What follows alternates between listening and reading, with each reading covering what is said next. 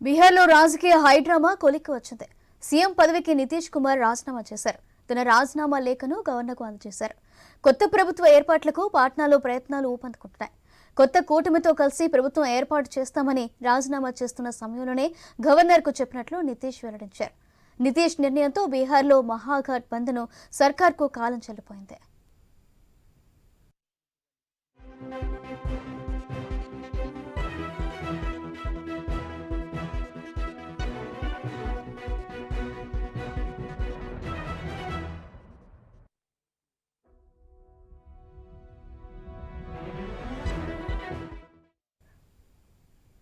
ఇదే కాదు, ఇండియా కూటమికి కూడా ఇది గట్టి దెబ్బగానే భావిస్తున్నారు. అసలు ఇండియా కూటమికి ప్రాణం పోసిందే నితీష్ కుమార్. అలాంటి లీడర్ కూటమికి షాక్ ఇచ్చారు. పైగా కాంగ్రెస్ అగ్రనేత రాహుల్ గాంధీ భారత్ జోడో న్యాయయాత్ర బీహార్లోకి మరోసారి ఎంట్రీ ఇచ్చే సమయంలో జరిగిన ఈ పరిణామం కాంగ్రెస్కు మింగుడు పడడం లేదు. భవిష్యత్తు కార్యాచరణకు పార్టీ నేతలతో కలిసి చర్చిస్తున్నారు ఆర్జేడీ నేత లూలు ప్రసాద్ యాదవ్.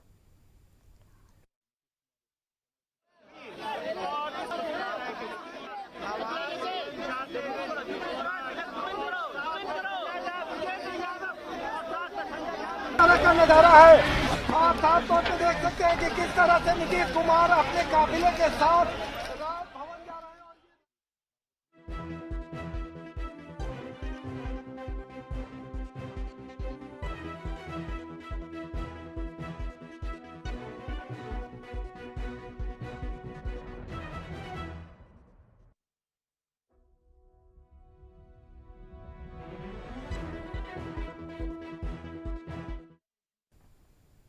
నితీష్ కుమార్ తిరిగి ఎన్డీఏలో చేరారు. దీంతో ఎన్డీఏ ప్రభుత్వం రాష్ట్రంలో మరోసారి కొలువుతీరబోతోంది.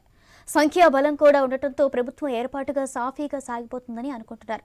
ఎన్డీఏ కూటమిలోని జేడీయూ, బీజేపీల నుంచి ఎంతమంది మంత్రులుగా ఉండాలి, ఎవరెవరికి ఏ పదవులు ఇవ్వాలన్నది క్లారిటీ వచ్చేసింది.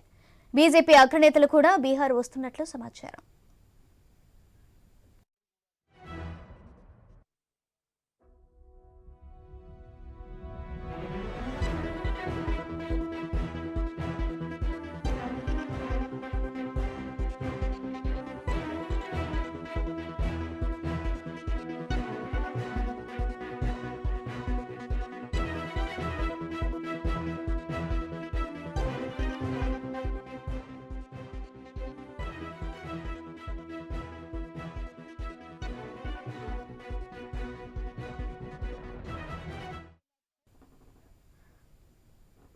బీహార్లో రాజకీయ హైడ్రామా కొలిక్కి వచ్చింది. సీఎం పదవికి నితీష్ కుమార్ రాజీనామా చేశారు. తన రాజీనామా లేఖను గవర్నర్కు అందజేశారు. కొత్త ప్రభుత్వ ఏర్పాట్లకు పాట్నాలోని ప్రయత్నాలు ఊపందుకుంటున్నాయి. రేటు ఇదే విషయానికి సంబంధించి మరింత సమాచారం ఢిల్లీ నుంచి మా ప్రతినిధి రామకృష్ణ అందిస్తారు. రామకృష్ణ.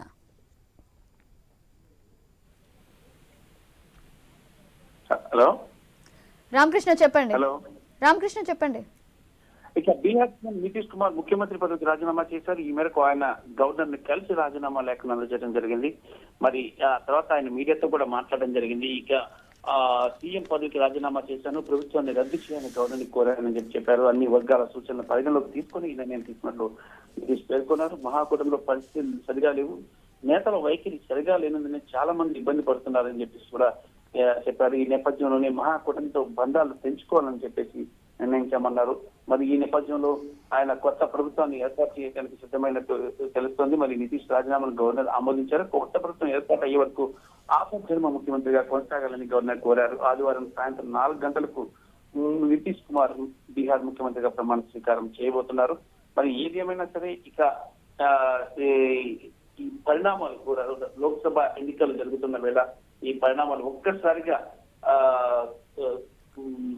హీటెక్కించాయి.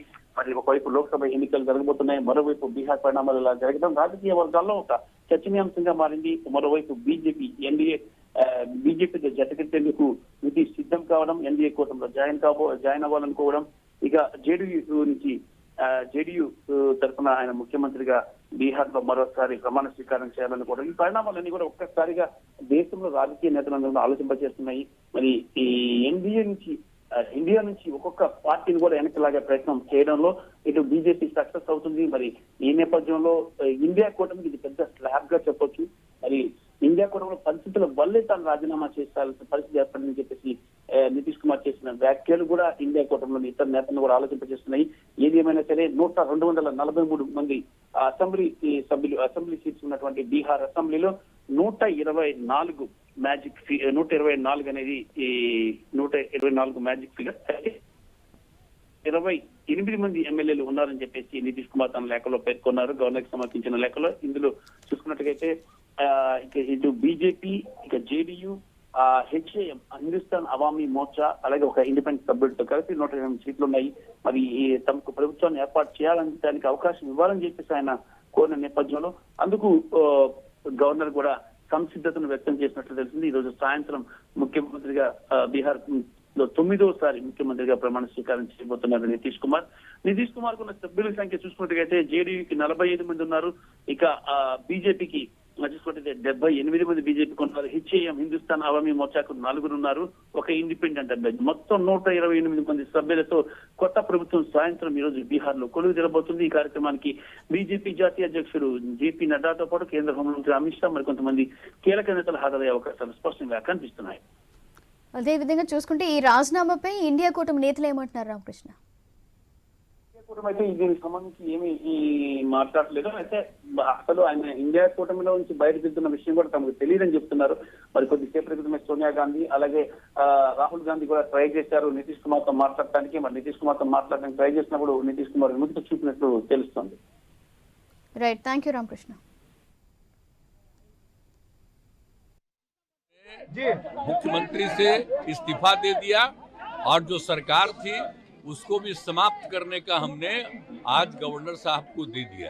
अरे इसलिए नौबत हुई है कि ठीक नहीं चल रहा था, तो इसीलिए थोड़ी परेशान। आप लोग तो हमसे बहुत पूछ रहे थे, हम बीच में बंद कर दिए थे कुछ बोलना, तो हम देख रहे थे वही सब लोगों की राय, अपने पार्टी के लोगों की राय, चारों तरफ से राय आ रही थी, तो हमने सब लोगों की बात को सुन लिया। तो इसीलिए आज हमने इस्तीफा दे दिया। अब ये जो भी सरकार थी वो समाप्त कर दिया गया। अभी हम जो पहले गठबंधन को छोड़ के नए गठबंधन बनाए थे, और जो नया